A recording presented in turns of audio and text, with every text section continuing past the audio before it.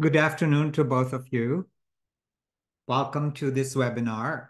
This is our last webinar, and so I hope that I have contributed to at least your preparation for the Nclex. So let's go ahead and get started. We have three topics that we're going to talk about today. They're all chronic neurological disorders, and they would include your Guillain-Barré syndrome, your ALS, and also Parkinson's disease. So that's how we're going to conclude our NCLEX review for this season. So welcome once again. All right. So the first disease process that we're going to be talking about today is Guillain-Barré syndrome, which is a very rare autoimmune disease. So I want to emphasize that this is an autoimmune disorder, and therefore it's going to be one of those wherein the body attacks itself. So it is a demyelinating disorder of the peripheral nervous system. And what happens in these individuals is that they have an acute onset of motor paralysis. And this motor paralysis usually is an ascending paralysis. So let's go on to the pathophysiology of Guillain-Barré syndrome.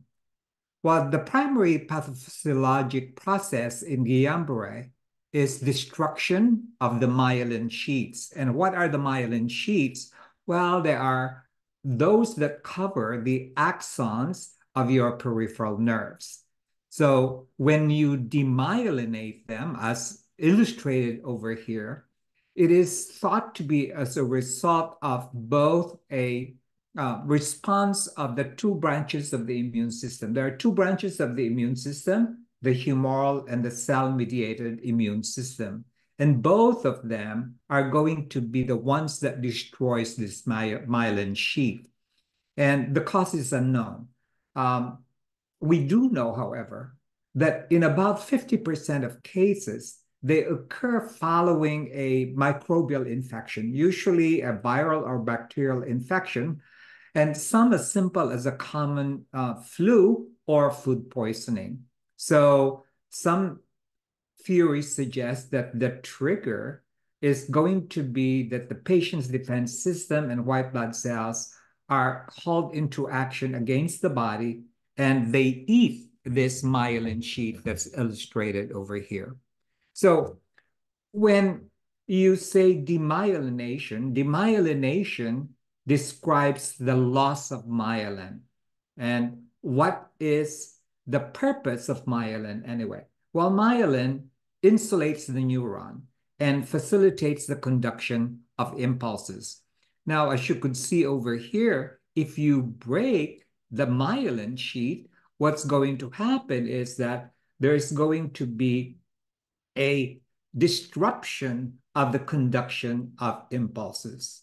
So the myelin sheath, which covers the nerves, provides insulation and therefore speeds up the conduction of impulses. So without this, there's going to be a decrease in the transmission of impulses in the peripheral nervous system. So this eventually causes the neurological problems that these individuals are going to manifest. So whenever we have a case of Guillain-Barré syndrome, it is going to be characterized by this one. And this is something that I would like for you to remember, the ascending motor weakness and paralysis. Ascending means to say that the weakness and the paralysis occurs in the lower extremities and then goes up. And the danger, of course, is if it goes up from the lower extremities, is that it can affect the muscles and nerves for breathing and therefore can cause respiratory compromise. And that's the number one problem that happens in patients with Guillain-Barré. So again, this is due to a demyelination, and this is a loss of myelin sheath, and therefore what happens is that it's going to cause the impulses of the nerve on the nerves to slow down or even stop. So Guillain-Barré is diagnosed after a thorough history and physical examination because it might be confused with other things such as maybe Lyme disease and intracranial hemorrhage or something like that. So therefore, the diagnosis is made based on manifestations plus a history of a recent viral infection.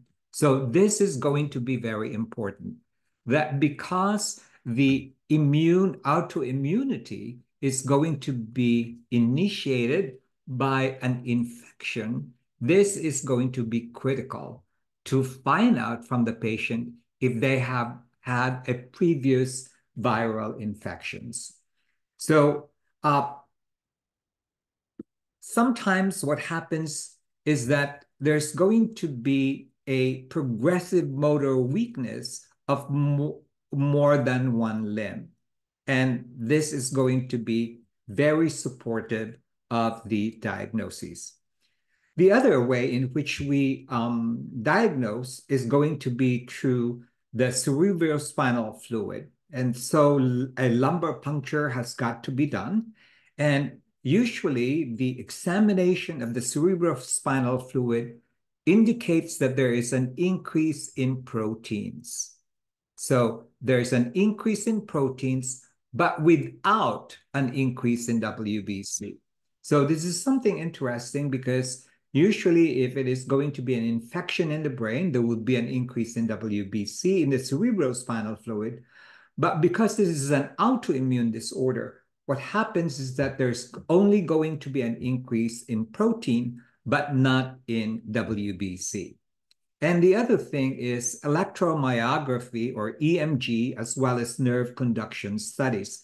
And what this does is that we simulate a nerve and we determine the muscle's ability to respond to that nerve stimulation.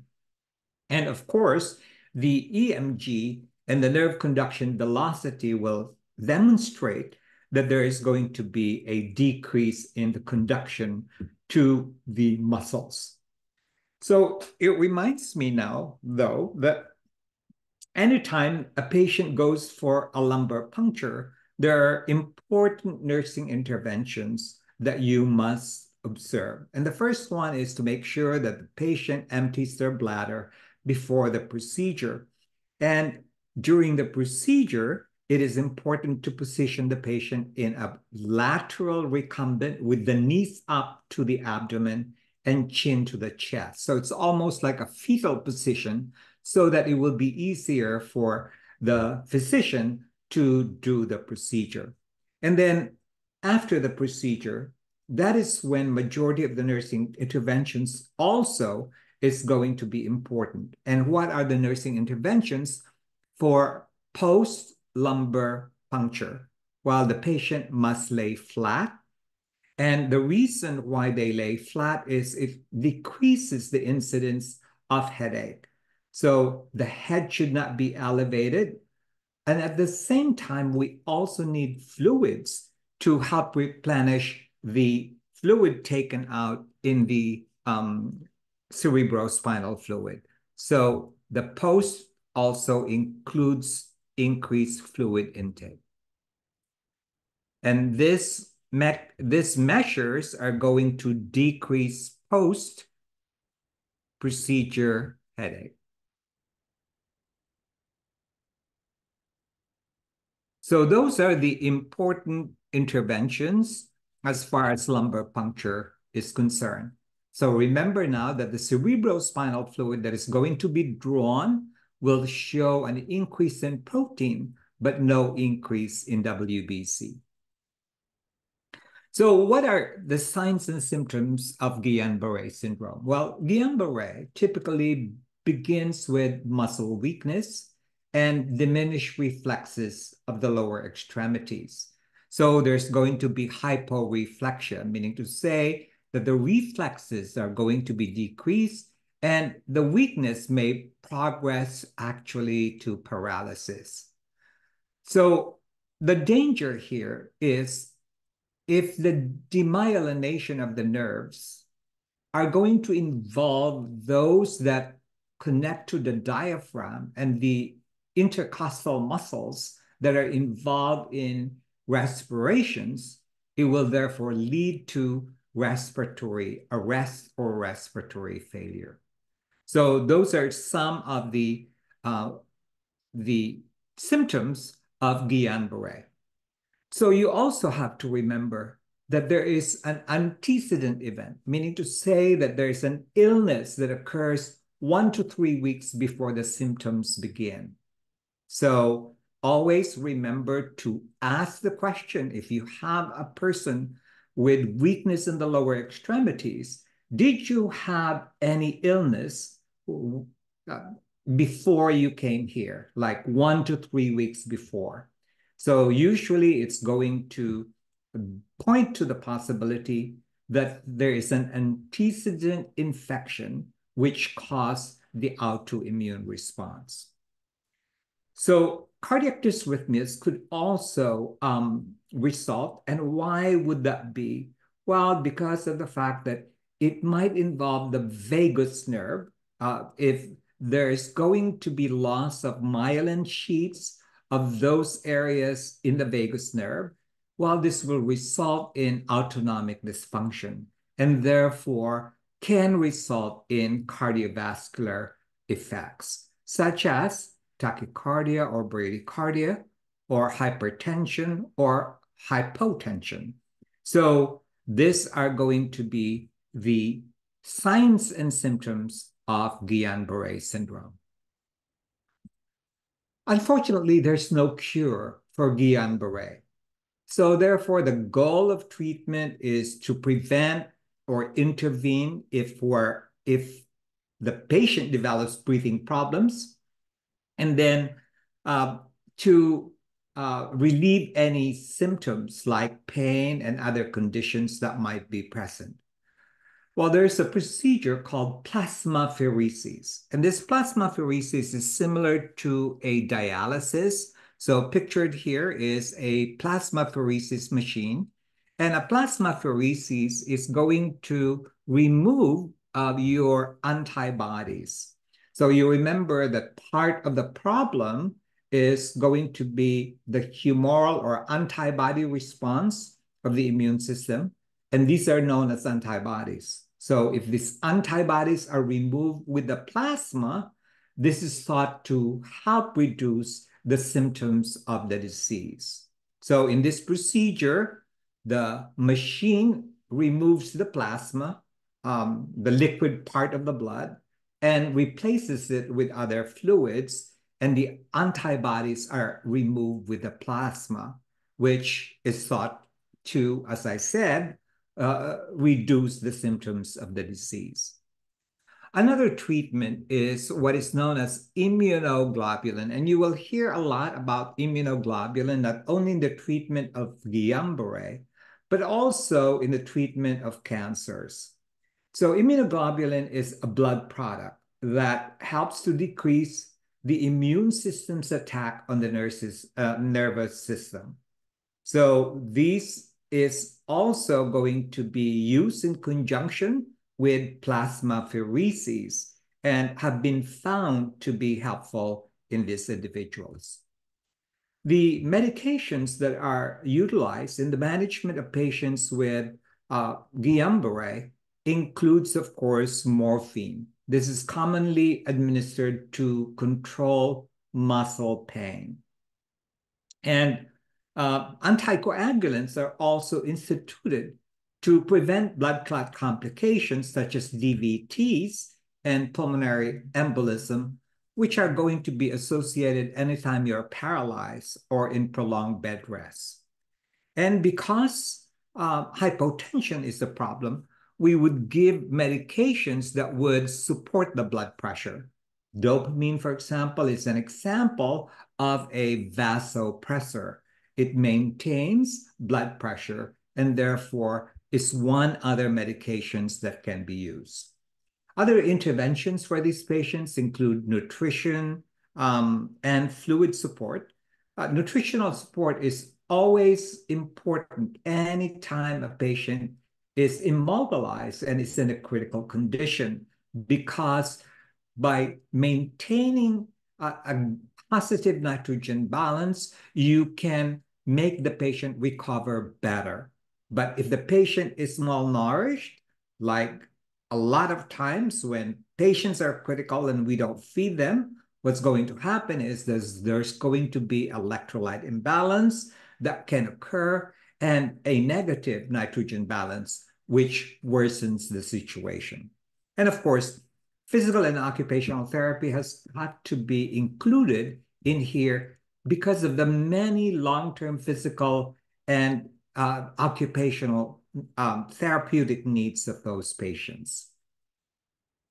So continuing on with nursing interventions, it might be necessary for patients with Guillain-Barré to be intubated and to be connected to a ventilator. So what we need to do is we're going to have to deal with a patient that is going to be on a ventilator.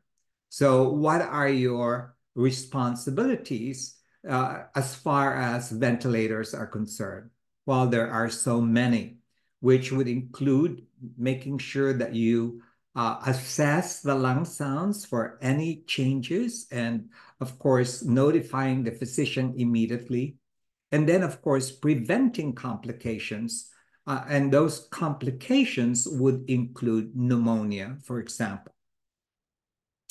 As I said, plasmapheresis is also going to be important. And this is usually done within 2 weeks of the presentation of the patient.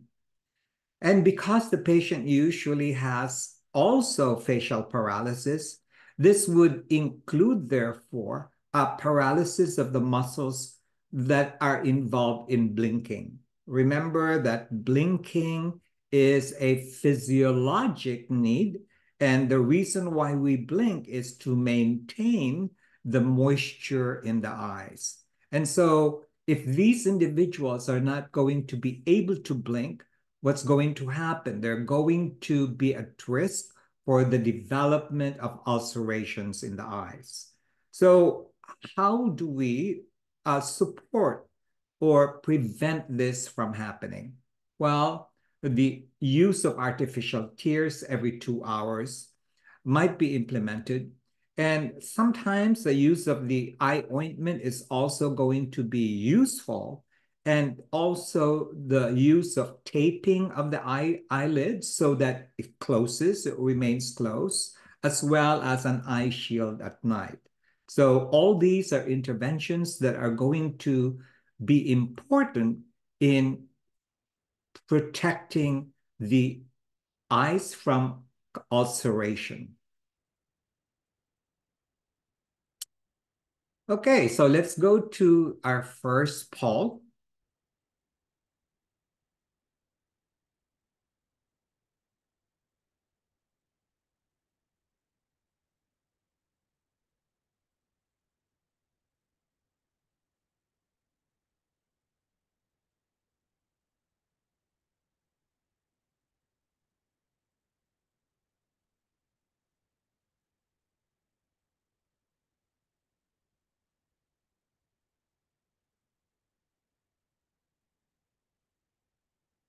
Okay, so you remember that there is an antecedent event. When I say antecedent event, the person usually has a viral infection at least 1 to 4 weeks before the onset of the neurological symptoms of ascending paralysis. So letter D is going to be the correct response.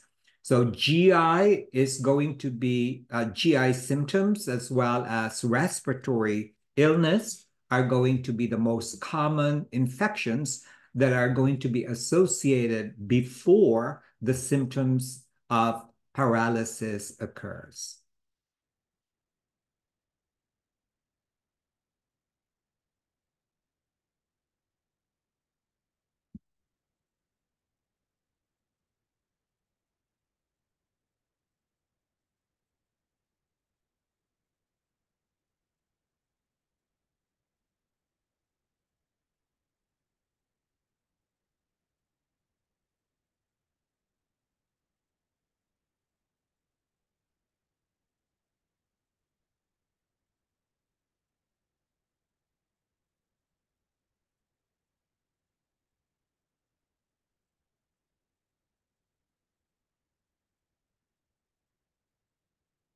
Okay, very good. So the correct answer is letter D.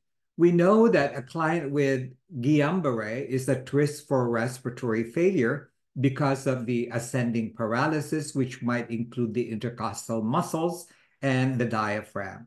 So an intubation tray should be available for use just in case the patient develops respiratory arrest.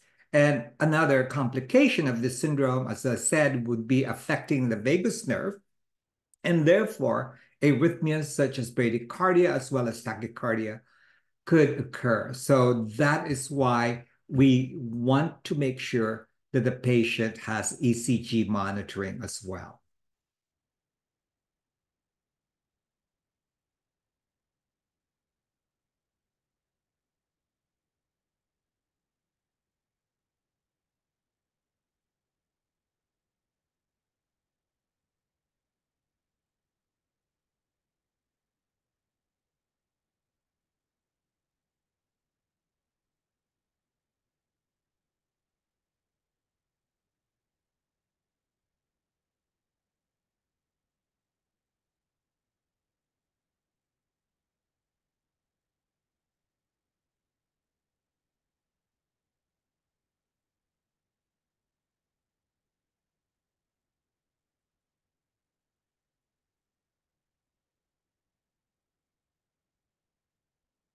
Okay, so the correct response is letter B. So you remember that the protein is going to be high.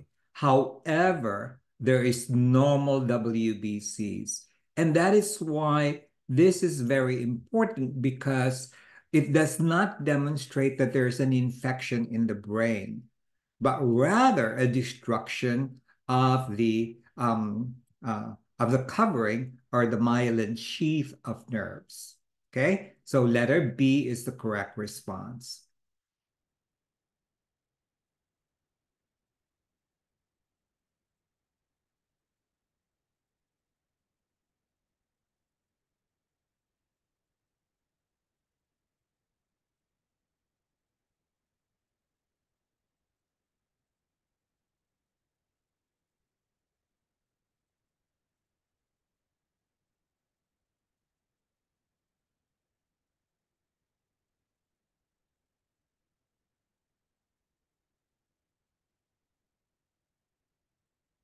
Okay, so an edrophonium test is a test that would be used for myasthenia gravis, but not for Guillain-Barré.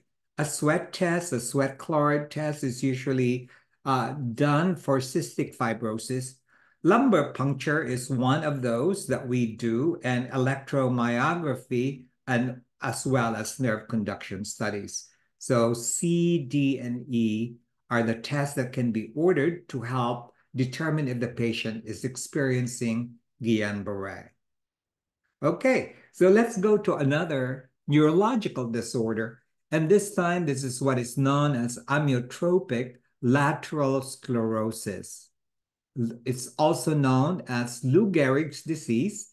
It's named after a famous baseball player who died of this particular disorder. So what is it? Well, this is again a rapidly progressive and fatal neurological disorder. It's a degenerative neurological disorder.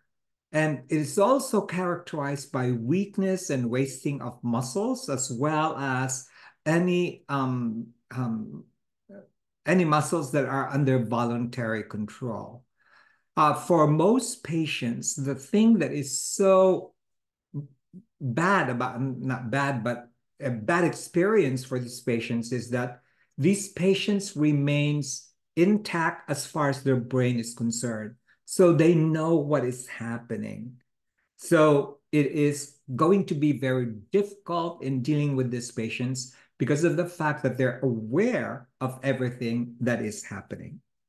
So, despite the fact that we have heard a lot of it, this is actually a rare disorder.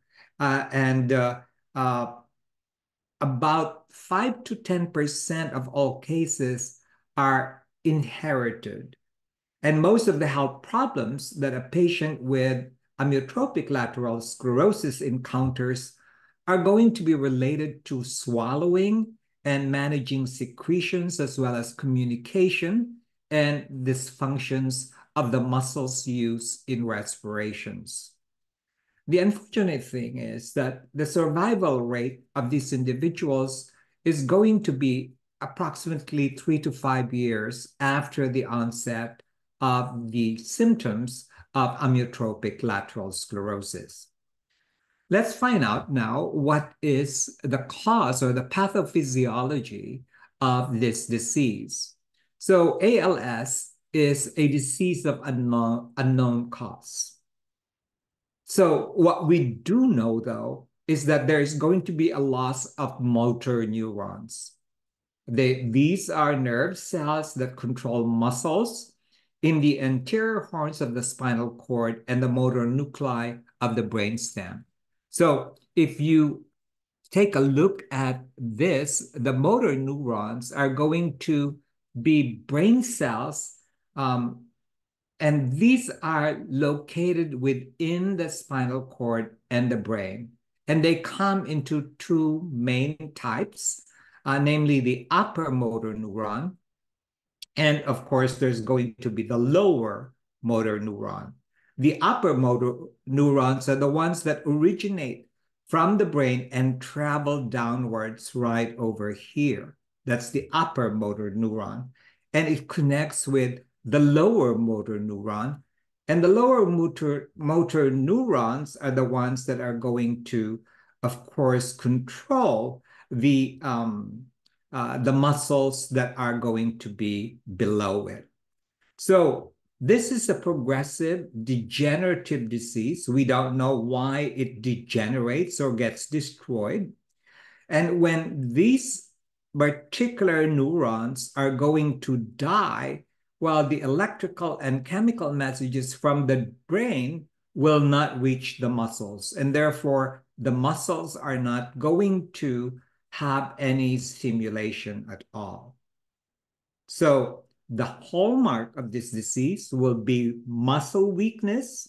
And of course, it could progress to loss of muscle function. So when you are not stimulating the muscles, will the muscles grow? And the answer to that is no. They will shrink. And the term for that is atrophy. So when there is no electrical and chemical messages from the brain going into the muscles, there's going to be atrophy or a decrease in the size of those muscles. So this leads to muscular atrophy.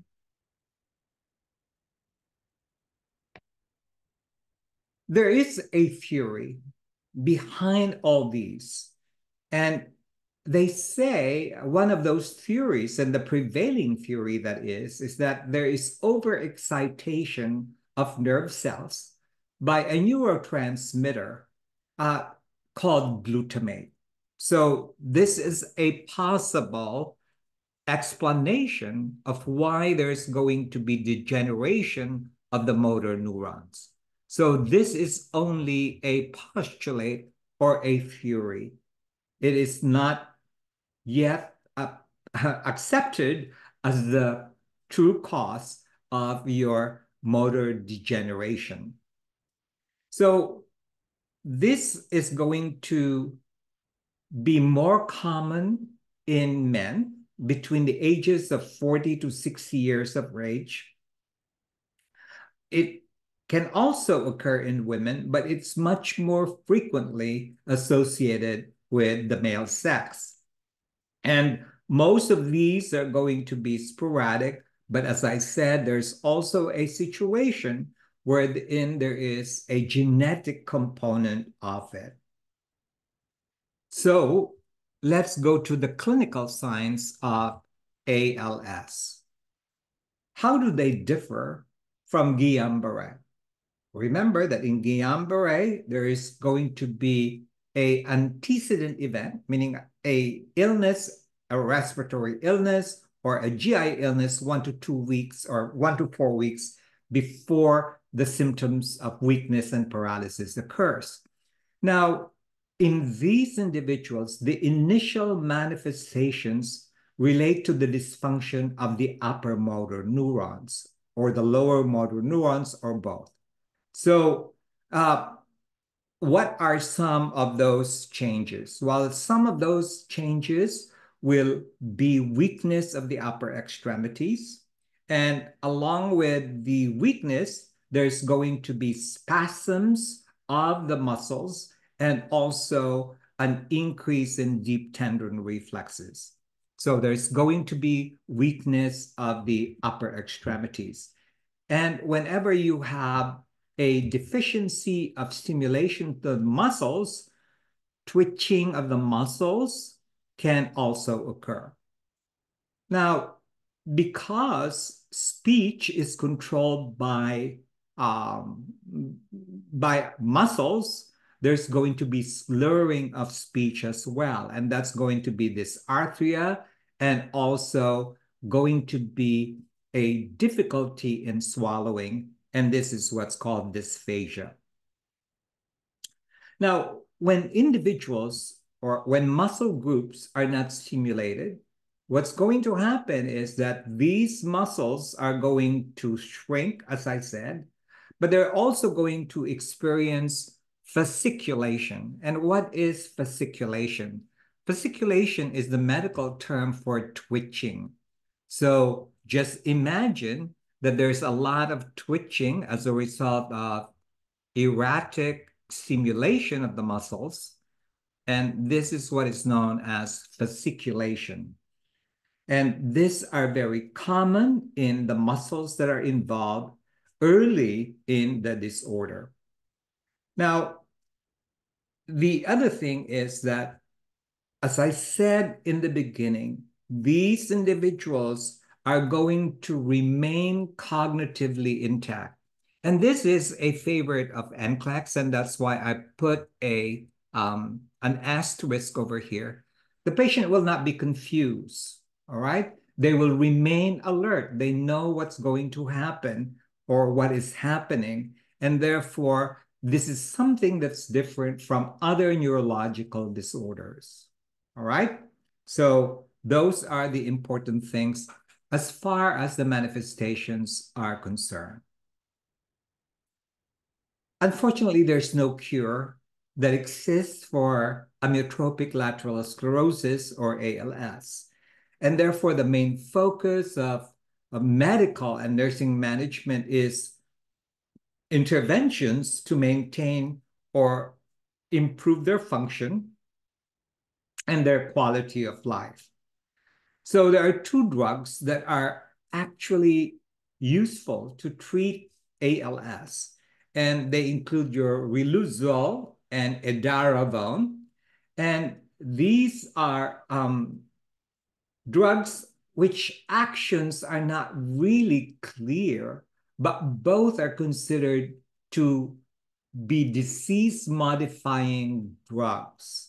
So when you say disease-modifying drugs, they delay the onset and the progression of the symptoms.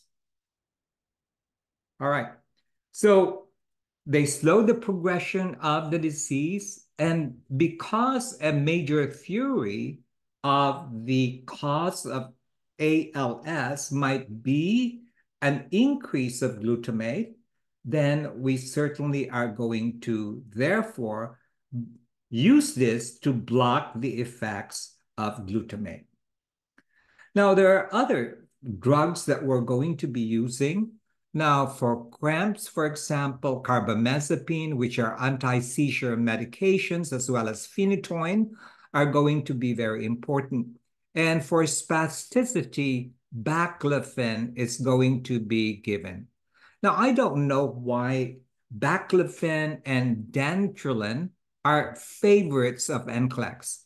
In my many years of teaching Nclex, students have always told me that they always encounter these two drugs in the Nclex. All right. So what is baclofen used for? Remember that baclofen or dantrolene are useful for patients that have spasticity of their muscles, which causes pain and interferes with the self-care. So the purpose of baclofen is to provide relief of these spasms. And of course, the other ones are going to be minor or they're very rarely used. But these two things are the ones that are going to be ones that are commonly used in patients who have ALS.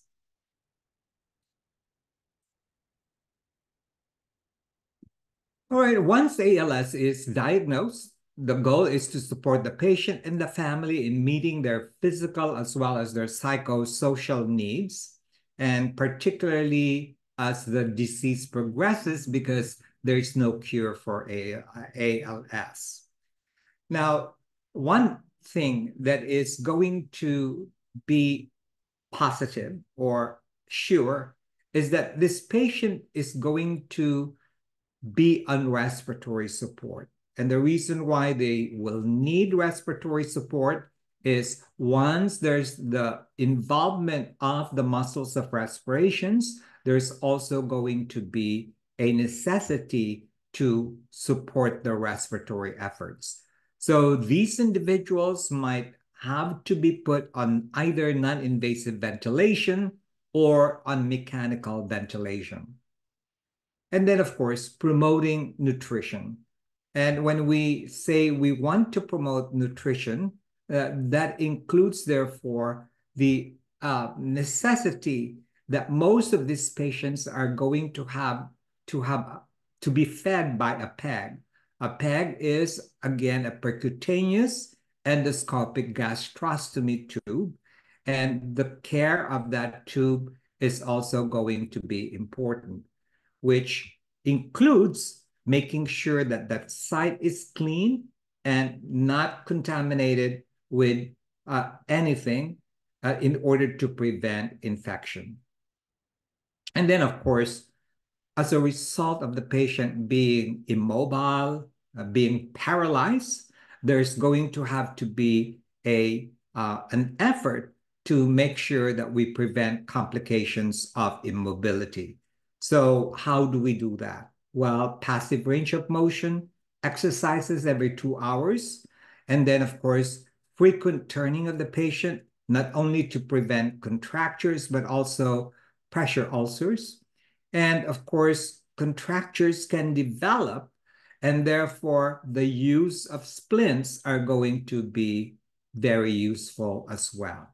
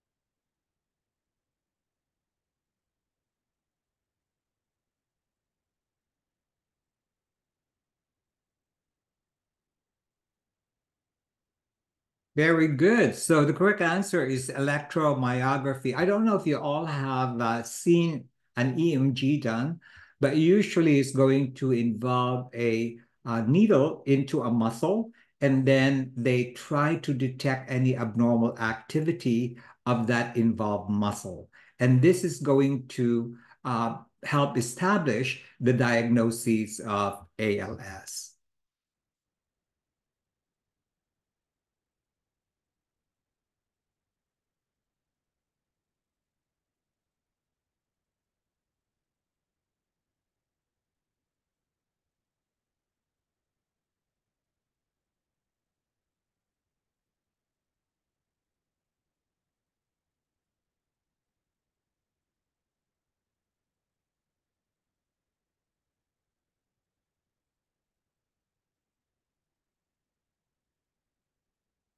Okay.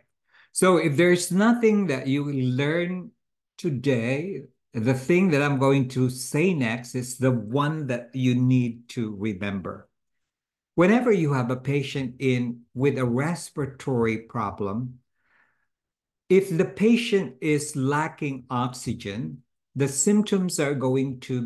initial symptoms are going to be restlessness. Okay. So if a patient who has been admitted with, let's say, pneumonia, the patient becomes restless, you're going to suspect that the problem is a decrease in oxygen. If the problem is an increase in carbon dioxide, remember that carbon dioxide causes narcosis. And so what happens when you have an increase in carbon dioxide level, the patient will become sleepy or we will become obtunded or hard to arouse. That's because of the fact that an increase in O2 causes narcosis, and this condition is what is known as CO2 narcosis. So when you are dealing with a patient who has a respiratory problem, and you cannot hardly arouse them, the problem is not the oxygen. The problem is that there's too much carbon dioxide. Okay, so remember those distinct differences between the two. So in here, what's going to be the correct answer is going to be an increase in restlessness. Decreased level of consciousness will be for CO2 retention.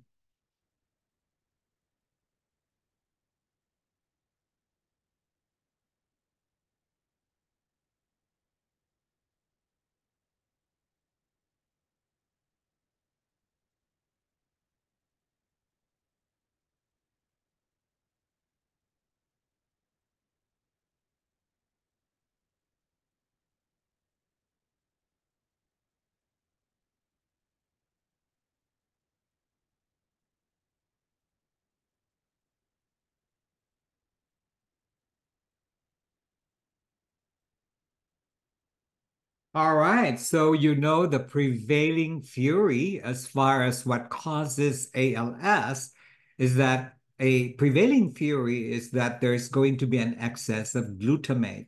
And therefore, if you give an anti-glutamate, which actually was the first medication developed to treat ALS, it inhibits the release of glutamic acid and therefore protects the neurons against excessive stimulation of glutamic acid.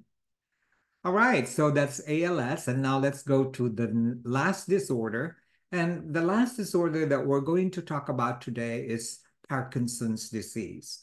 This also has a lot of questions in Nclex traditionally. And the reason why there's a lot of questions relating to Parkinson's disease is because of the significant nursing interventions of patients who have this particular disorder. So what is Parkinson's disease? Well, again, this is a neurologic disorder, and it involves the disruption of movement, and therefore it leads to disability. The disorder uniquely affects more men than they do women. And they usually develop later in life, uh, usually after 50 years of age, although some people have had Parkinson's disease diagnosed when they are younger. There's also a genetic link believed to be one of the causes of Parkinson's disease. But actually, the exact cause of Parkinson's disease is still unknown, but it is believed to be an interaction between environmental factors as well as genetic factors. So Parkinson's disease is caused by a decrease in the levels of a hormone, of a neurotransmitter, and this neurotransmitter is dopamine. So Why would there be a decrease in dopamine? Well, because there's going to be degeneration or destruction of those areas that stores the dopamine, and that would be in the substantia nigra of the basal ganglia of the brain. Okay, so the first thing to know about the pathophysiology is that there's going to be a decrease in dopamine. And the reason for that is, of course, there's going to be destruction of your storage area in an area of the brain called substantia nigra. This is in the basal ganglia of the brain. So, what is the purpose of dopamine?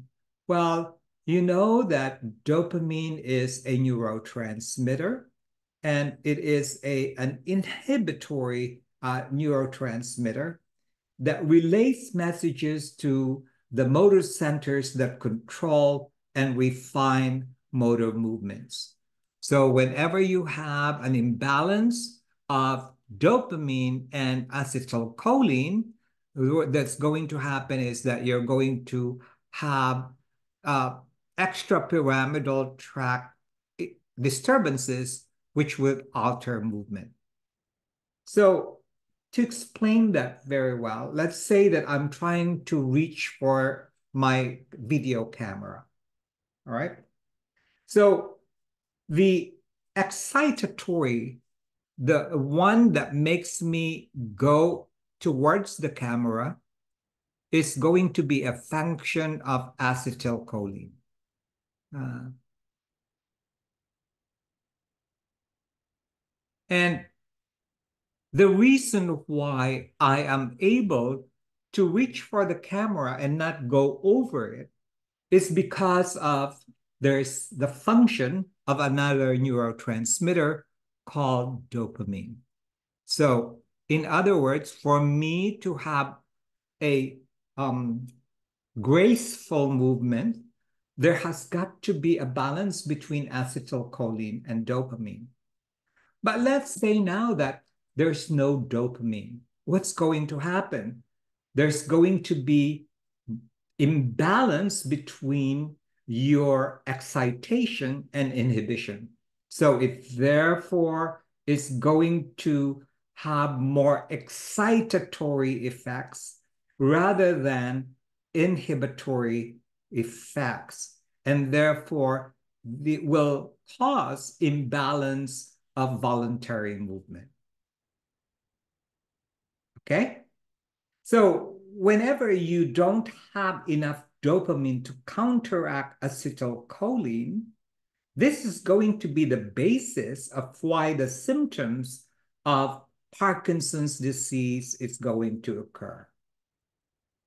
The failure to inhibit or to balance acetylcholine is going to be the cause for these symptoms that we're going to be talking about, which includes rigidity, bradykinesia, and so on. Okay? So whenever, throughout the progression actually of Parkinson's disease, we have found out that there are specialized bodies in the brain that actually are going to be significant in the diagnosis of Parkinson's disease. And these are called Lewy bodies. And these Lewy bodies are going to cause plaques to form in the brain, and they spread throughout the nervous system, which leads more to increasing motor and non-motor manifestations.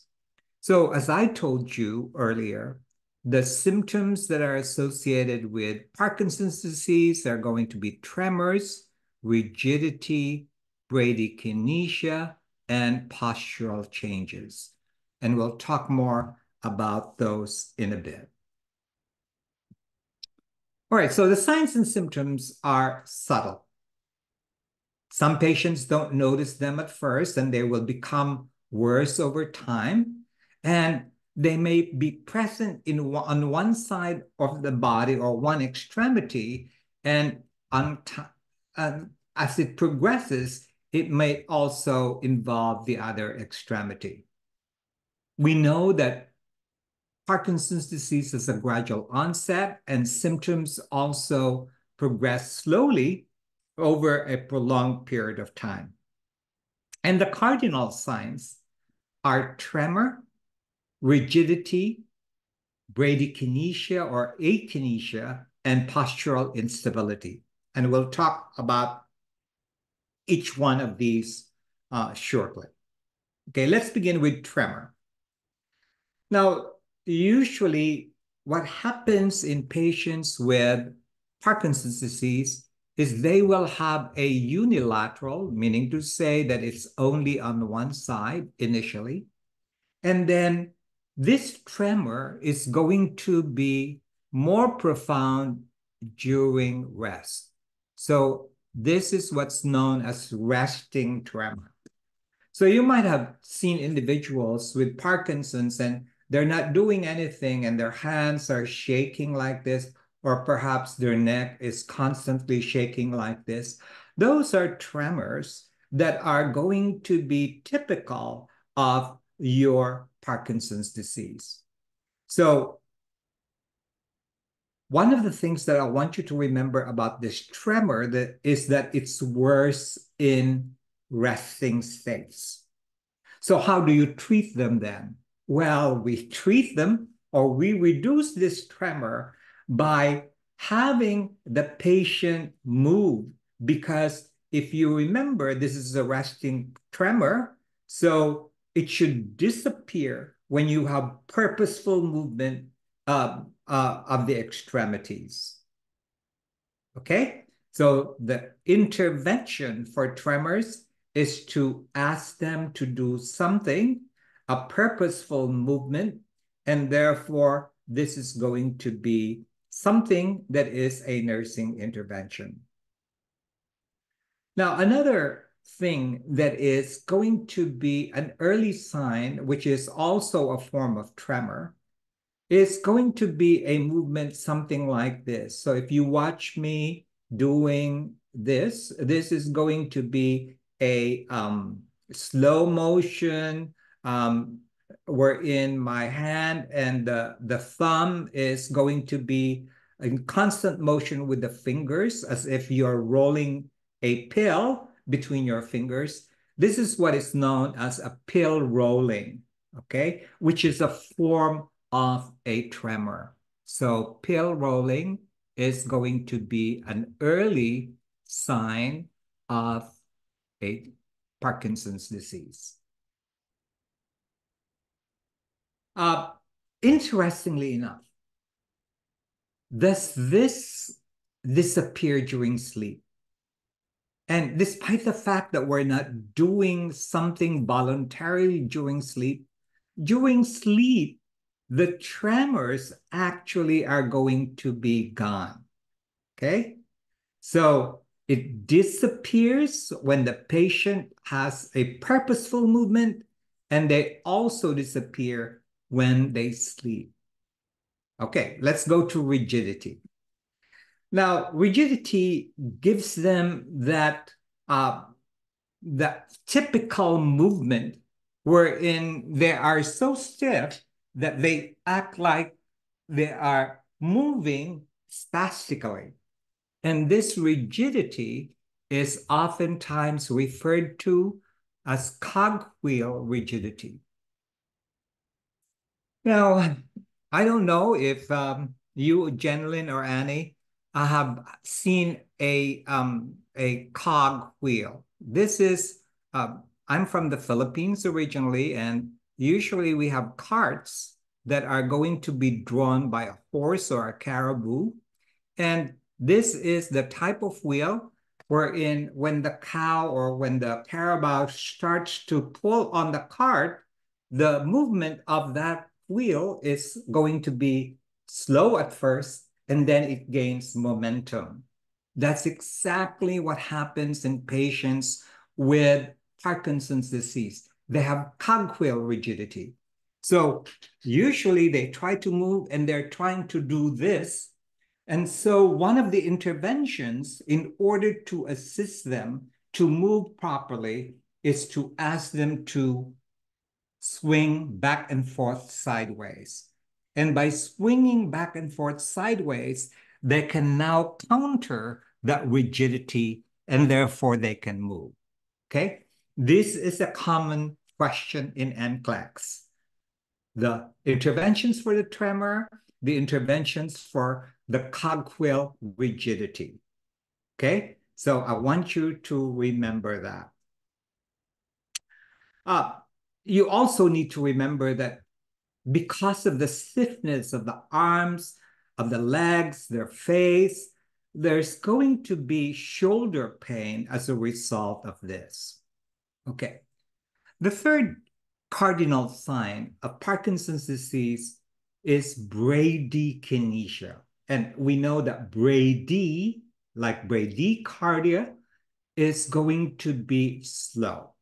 So a common feature of Parkinson's disease is bradykinesia, which refers to the overslowing movement of the patient.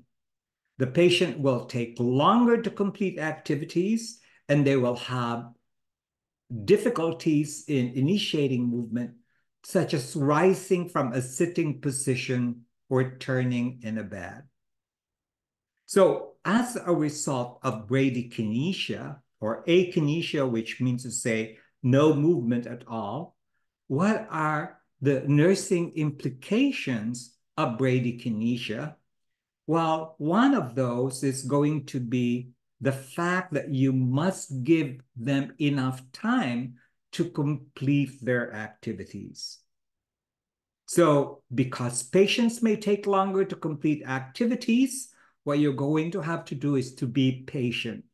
Like a patient, usually when you serve their meals, they're usually done in 15 minutes.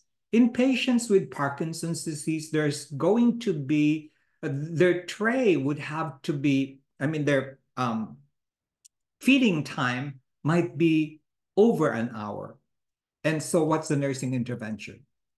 There has got to be a warmer for their plate because they're not going to be able to eat that food right away. And you might be thinking, why don't we just feed them? Remember, the goal of rehabilitation is to ask the patient to do as much for themselves as possible. All right. The other cardinal sign is postural instability. And as the word says, postural instability, the patient commonly develops postural as well as gait problems. Because of the loss of some of the reflexes, the patient stands with the head bent forward. As you could see in the picture, the patient's head is bent forward and walks with a propulsive gait. Propulsive means like this, okay? And those are very common symptoms of postural instability in patients with Parkinson's disease. Actually, the posture is caused by the forward flexion of the neck, the hips, the knees, as well as the elbows. These patients will have difficulty in pivoting. They can pivot. So they usually are going to have loss of balance. And sometimes they might even have difficulty in moving forward. And so they are at increased risk for falls. Well, there are other manifestations included in patients with Parkinson's disease, and they include the effect on the basal ganglia, which causes your autonomic symptoms. And so, what are some of those autonomic symptoms that are experienced by patients with Parkinson's disease? Well, excessive and uncontrolled sweating. So what is the implication here, therefore? They're going to have a very oily face, for example, and they might even have acne as a result of that. And so it's important that skincare has got to be done meticulously. All right. The other thing is that they're going to have drooling. They're not going to have an increase in salivation. No, no, no. They do not increase salivation. But the problem is because of the loss of control of the muscles, what's going to happen is that they drool a lot. They cannot swallow effectively their saliva, and therefore the saliva drools out from their face. And they might even have flushing or paroxysmal flushing, which means to say they appear very red as a result of autonomic symptoms. And they could also have orthostatic hypotension, as well as gastric and urinary retention. Constipation could be a problem, and of course, sexual dysfunction.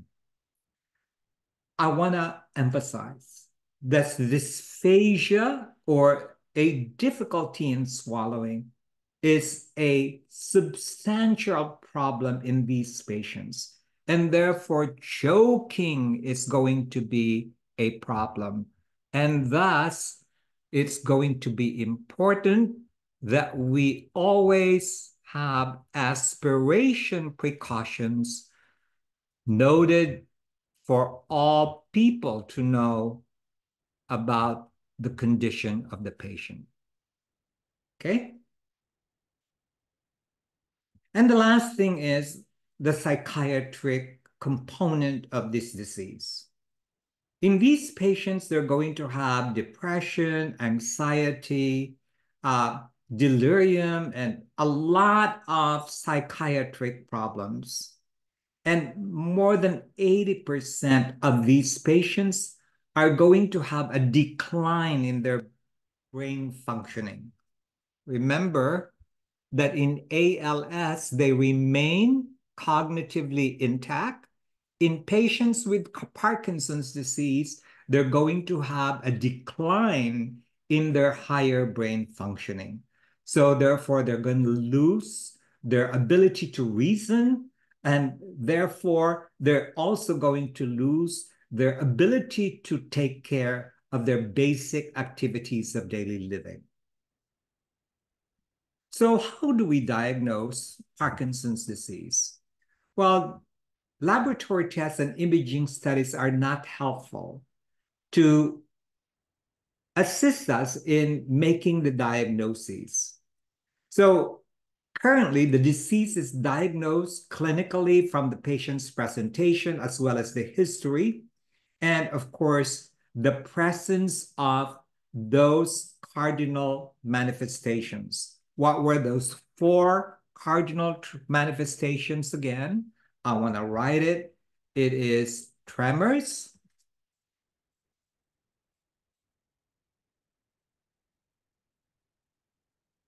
and this is at rest, right?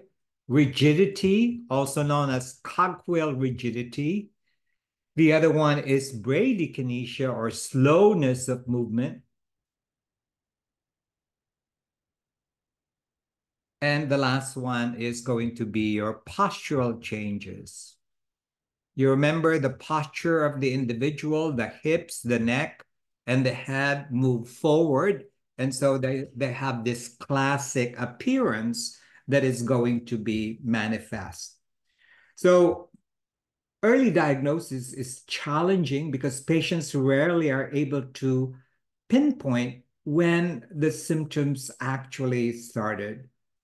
In fact, most oftentimes it's family members that notices a change of the individual's posture. For example, there was a, a stoop posture, the moving of the head forward, and the tremors that are going to be manifest by pill rolling, as well as sometimes in their handwriting. So these are some of the subtle ways in which a patient might be diagnosed with, of course, with your Parkinson's disease. So there's no lab, there's no imaging test that is going to be recommended for a definitive diagnosis of Parkinson's disease. So nursing interventions for patients with Parkinson's disease are going to be so many and challenging.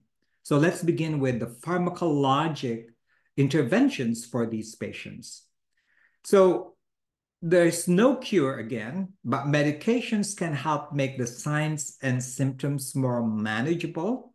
And one of those things that we could give them are going to be, if there's deficiency of dopamine, we could give them dopaminergics. Or you remember that acetylcholine was so overactive, we could therefore suppress the action of acetylcholine, and we could do that with anticholinergics. So remember that normally there has got to be a balance between dopamine and acetylcholine. So this is going to be the normal way. But in patients who have Parkinson's disease, the seesaw is going to be like this. There's going to be an increase in acetylcholine and therefore a decrease in dopamine. All right. So in order to treat it then, what are we going to do? We are going to actually use drugs that would increase the dopamine right here so that we could restore the balance or decrease the acetylcholine. So we either use dopaminergics or anticholinergics. So let's take a look at the dopaminergics. And they include the following: carbidopa, levodopa, or a combination of levodopa and carbidopa. These are known as Cinemet or Parcopa as the trade name. Again, this is a favorite of Nclex. In my many years of teaching Nclex since 1996, these drugs always come out in Nclex. So what is the major effect of these drugs? Their major effect is going to be trying to increase the dopamine, and therefore it's going to improve the movement or the akinesia of patients with Parkinson's disease. It improves their mobility and decreases the rigidity and the tremor. To this end, levodopa is a precursor to dopamine. Precursor means to say before, when dopamine is going to be delivered, it's not going to be in the form of dopamine. First, it's delivered as levodopa, and then it matures, and then it becomes dopamine. All right? So, unlike dopamine, it can cross the blood-brain barrier. So, levodopa is given instead of dopamine. Because if you give dopamine, it will not reach the brain. So by giving levodopa, it is going to be the transporter actually to the brain. So therefore, levodopa is the one that is given. And then there is this carbidopa. So what is this carbidopa? Why do we use it with levodopa? We already know that levodopa is a form of dopamine. We cannot give dopamine because it cannot cross the blood-brain barrier. But if we give levodopa, it goes into the brain. That's why we give levodopa. Now, what is this carbidopa? Well, the carbidopa actually prevents the conversion of levodopa into dopamine in the peripheral tissues. And therefore, it is going to prevent its destruction before it goes into the brain. Okay, so the carbidopa prevents conversion of levodopa in peripheral tissues because you want it to be in the brain. This, my friends, are the two most common questions in Nclex. What is the purpose? Why carbidopa is given? I mean levodopa. And what is the purpose of carbidopa? So I want you to remember this very well. Okay? So the reason why we give levodopa is that it crosses the blood-brain barrier.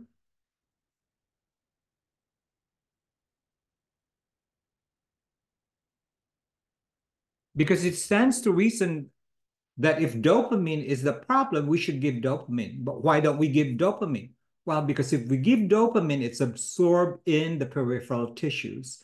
If we give levodopa, then what's going to happen is this is going to be something that crosses the blood-brain barrier. And the carbidopa is actually one that would prevent the levodopa to convert into dopamine in the peripheral tissues.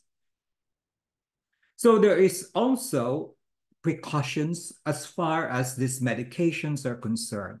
And remember that this is known as Sinemet, is the trade name. The other trade name, which is actually a newer trade name, is Parcopa. But Sinemet or carbidopa levodopa are going to be the common ones that you will see in Nclex. Okay, so what are the implications of the use of levodopa? Well, remember that levodopa is contraindicated to narrow angle glaucoma, to renal impairment, as well as hepatic insufficiency. And the side effects of these are GI, nausea and vomiting, a darkening of the urine and sweat, orthostatic hypotension, and hallucinations. And because levodopa is going to be affected in its absorption by proteins, we need to make sure that we divide the protein intake. Okay, so divide protein. Why is that? Because proteins will interfere in the absorption of levodopa. So again, this is a very important item as far as Nclex is concerned. And lastly, avoid foods that are high in vitamin B6 because it blocks the effects of the medications. So this is also a very important one. And that is why I put it in red, because it's a very common question in Nclex. All right, the other drug that is used is amantadine. And amantadine is actually an antiviral drug. However, it is used in the early stages of Parkinson's disease. And the reason why we give amantadine is in order to deal with the dyskinesia or the disturbance in movement. And at the same time, it is going to actually cause greater amounts of dopamine to be released in the brain. So that's the reason why we use it to improve mobility of the patient as well as to decrease their rigidity. In the later stages, it might be used in conjunction with other medications like Sinemet in order to, again, address or to reduce dyskinesias or involuntary movements. Okay, so the other things that we could use are dopamine agonists. These are the ones that mimics the role of dopamine in the brain. And they might include your bromocriptine or parlodel, or your pramipixole or Mirapex. Again, I don't know why Nclex has this as a favorite. These drugs, these uh, the carbidopa, levodopa, as well as bromocriptine and uh, pramipexole. Now, these are medications that again mimics the role of dopamine in the brain. They can be used alone or in combination with levodopa. Whenever they are given, they increase the therapeutic effects of levodopa and therefore are going to be useful in controlling the motor symptoms of Parkinson's disease. All right, so that is all that is going to be important with these two drugs. And the other ways in which we could treat them are going to be the administration of what is known as catechol-O methyltransferase inhibitors. Examples of that would be your entacapone as well as your tolcapone or Tasmar. And what they do is they're going to inhibit this catechol methyltransferase or CAMT. And these are the ones that destroys dopamine. So by inhibiting them, you're going to increase the dopamine levels in the blood. So the side effects that are going to be important are going to be hypotension, particularly orthostatic hypotension. So we need to educate the patient to prevent any hypotension-related injuries, such as rising slowly from a sitting or lying position, and then, of course, avoiding the use of alcohol, which may increase the possibility of falls resulting from orthostatic hypotension. And then lastly, we can do your anticholinergics. So you remember we want to balance the dopamine to the acetylcholine. And the anticholinergics that we often use on these patients includes your cogentin, which is your benzotropine. This is your cogentin.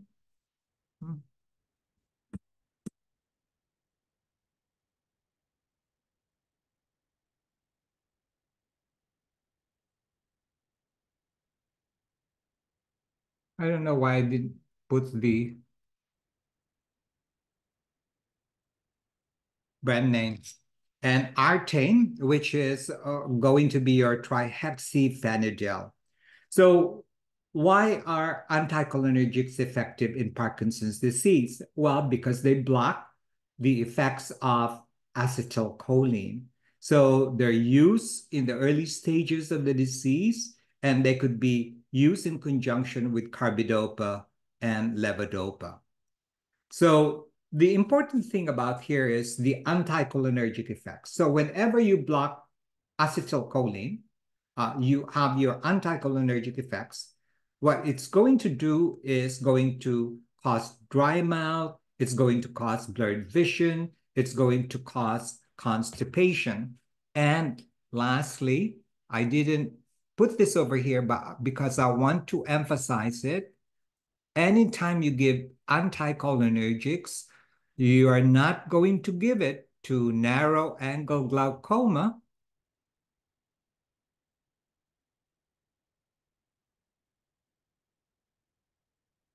And also to benign prostatic hypertrophy. Okay? All right. So anticholinergics, antihistamines are also anticholinergics. So they could also be given in association with the other drugs that are used in the management of them. And the last type of drugs that are going to be used in these patients are your monoamine oxidase inhibitors. And if you remember that monoamine oxidase inhibitors are going to also be used in management of patients who are going to be having psychiatric problems. What they do is that they would save or increase the dopamine levels by decreasing the breakdown of dopamine. So they're called monoamine oxidase inhibitors. Examples of this would be your rasagiline and selagiline. And the major nursing responsibility would be to monitor for orthostatic hypotension. All right, so what are some of the other treatments other than drugs in patients who have Parkinson's disease? Now, I spent 3 years teaching in India, and I work in this big medical center in India, and a lot of Europeans as well as Canadians went to that medical center because they were doing a surgical management for patients with Parkinson's disease, something that is going to be very expensive when it's done here in the United States. And that is why we had a lot of those patients, because that hospital specialized in this procedure. So this procedure is going to be the implantation of a stimulator similar to a pacemaker. This is what is known as deep brain stimulation. And this is going to involve a surgical implantation of an electrode into the brain. And then this is going to stimulate the areas to increase the secretion of dopamine. And they also, therefore, will block the acetylcholine release. Thus, they're going to improve tremor as well as rigidity. So this is not widely used in the United States yet because of its cost. So let's go to the nursing interventions, which are many in patients with Parkinson's disease. So because of the physical mobility problems, assistive devices are going to have to be necessary. Make sure that you elevate the back legs of the chairs.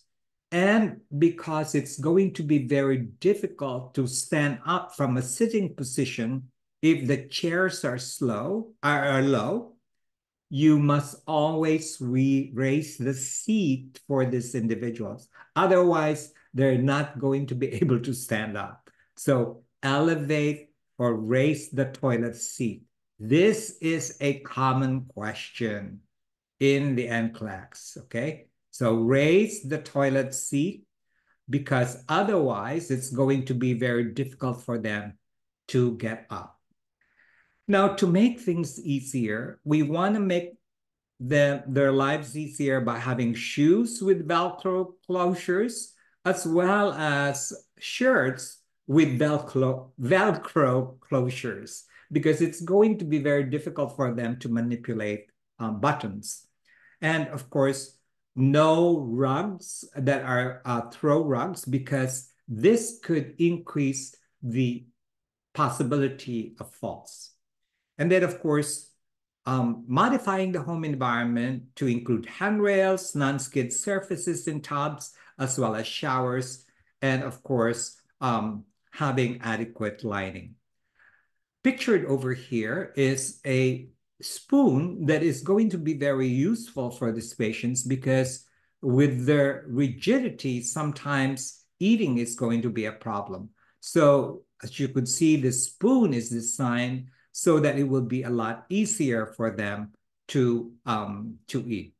So there are also other things that could be done, like adaptive pens, adaptive utensils, stabilizing utensils, magnetized clothing, buttons that lock in place with ease, adapted keyboards, as well as screen readers. And all these are all modern things that an occupational therapist can prescribe to patients. In addition to dealing with the mobility problems, we are also going to promote verbal communication. So what is the problem as far as verbal communication is with patients with Parkinson's? Well, they usually have a very low vocal amplitude because of the loss of muscular control. And therefore, they are going to speak soft and also very slow. So we need to make sure that we give them enough time for self-expression, and we should never hurry them up.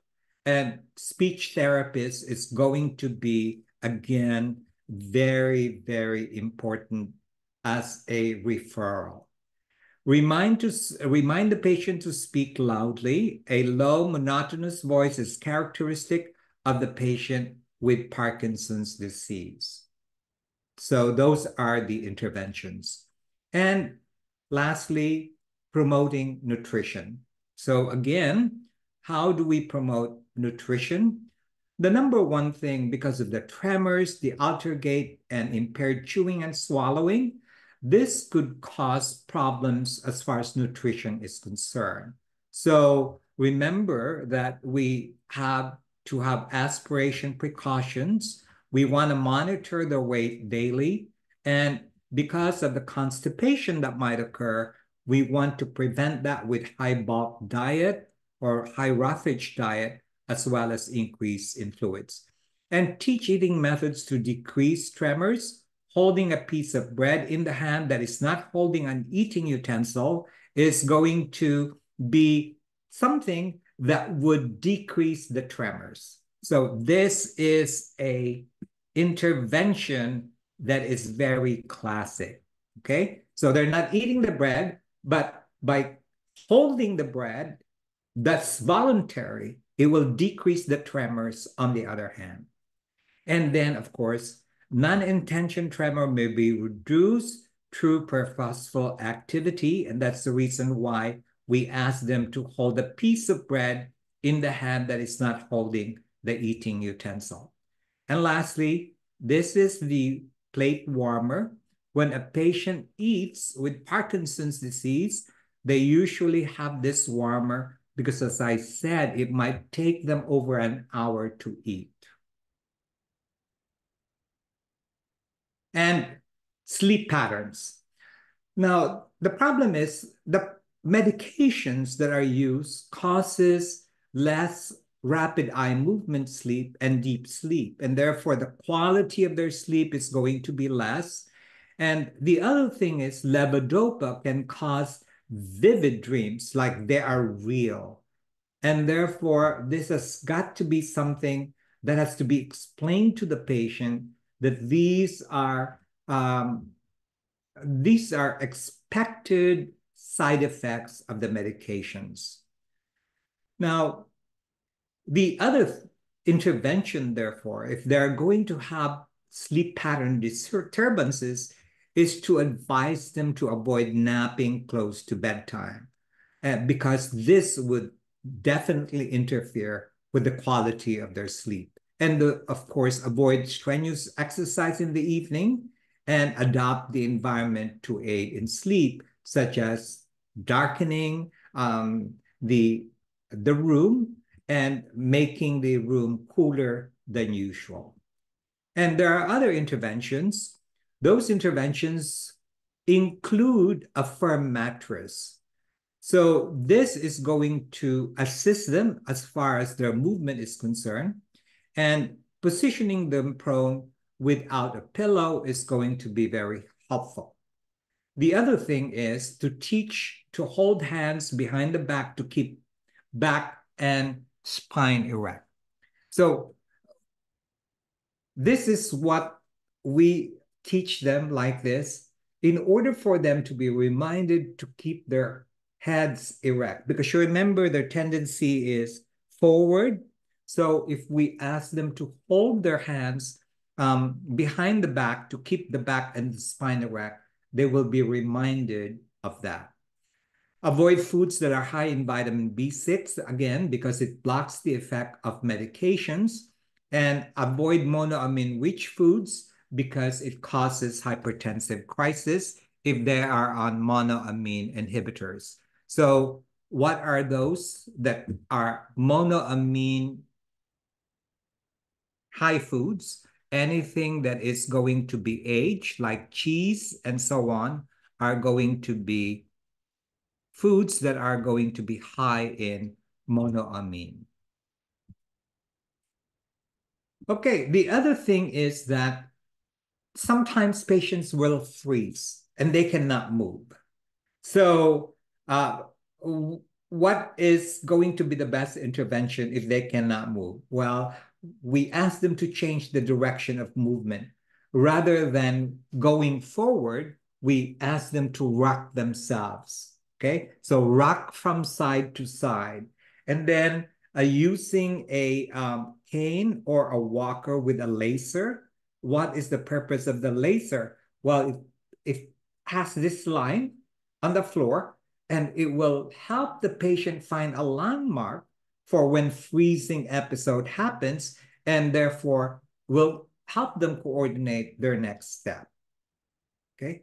And lastly, we want to help them from freezing by consciously lifting their legs, like marching with its step to pretend that they are walking over an object. Okay. So those are some interventions that can be done in order to deal with those. Okay, so let's see.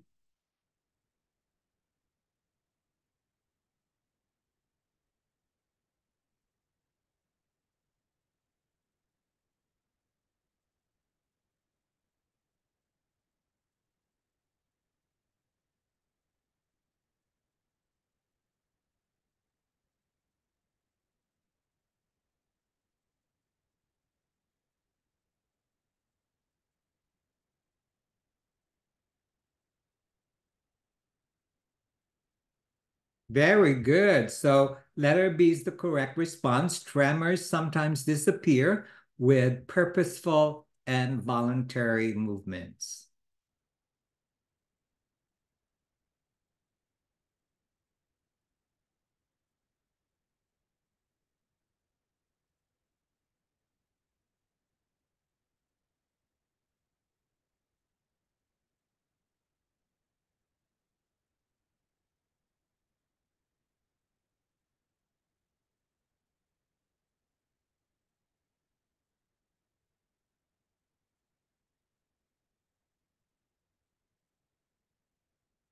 Excellent. Yes, it should be early in the morning when his energy level is high. That's a very common NCLEX question, by the way.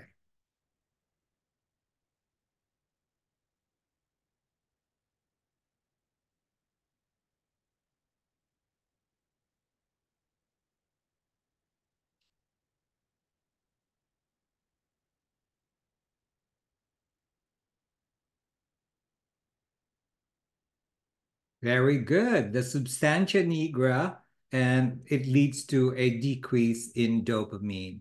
Very good.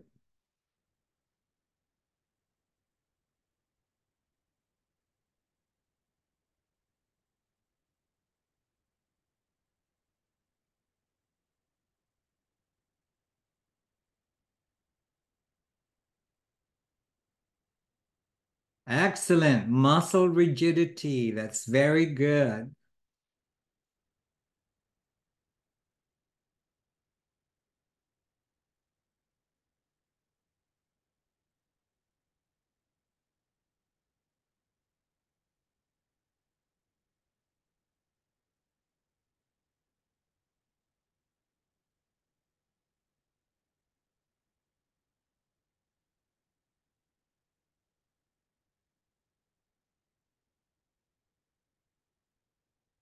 Okay, great. It's letter C, rock back and forth to start movement. Excellent.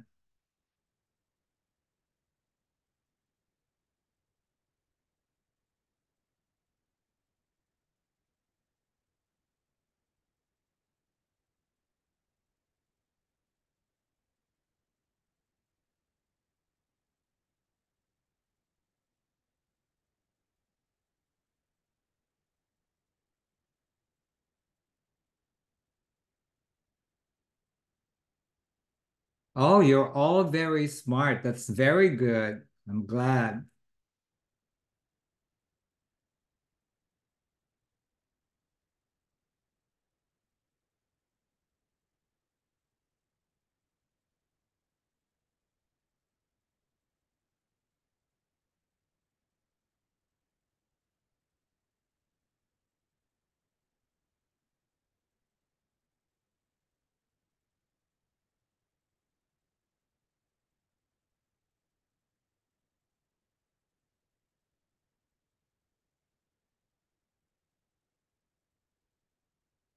Yes, very good. This is known as bradykinesia.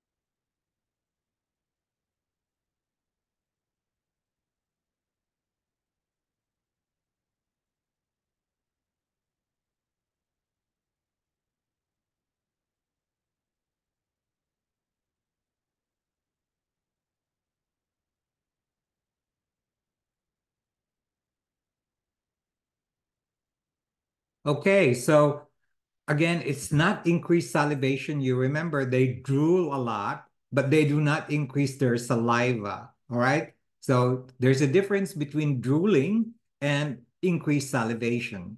The reason why they drool is because they cannot control their facial muscles. So constipation is also going to be present, and tremors with purposeful movement is going to be incorrect. It says the signs and symptoms include the following. Tremors at rest should be, right? And shuffling gait. So it would be constipation as well as shuffling gait. But there's no going to be tremors with the movement because you remember it disappears with purposeful activity. Okay.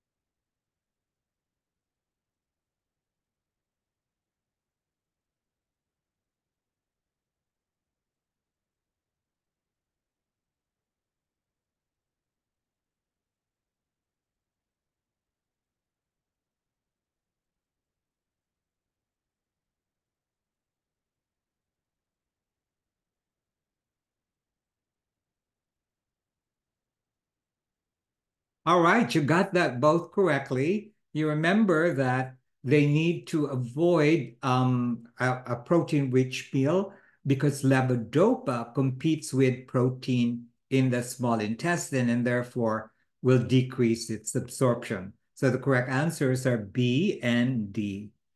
All right. Well, Jenlyn and Annie, I hope that you have gained something from this experience. I know that we only had met for a couple of weeks, but anyway, this is something that helps you prepare for the NCLEX, and hopefully that you will be able to apply those things that I have taught you during this past 3 weeks. I thank you for your participation. I'll be sending an evaluation form, and so I certainly hope that you will also fill that out so that they will be able to decide whether or not to continue this program or not. It's a new program. They just asked me to do this because they knew that I am an NCLEX expert, so to speak.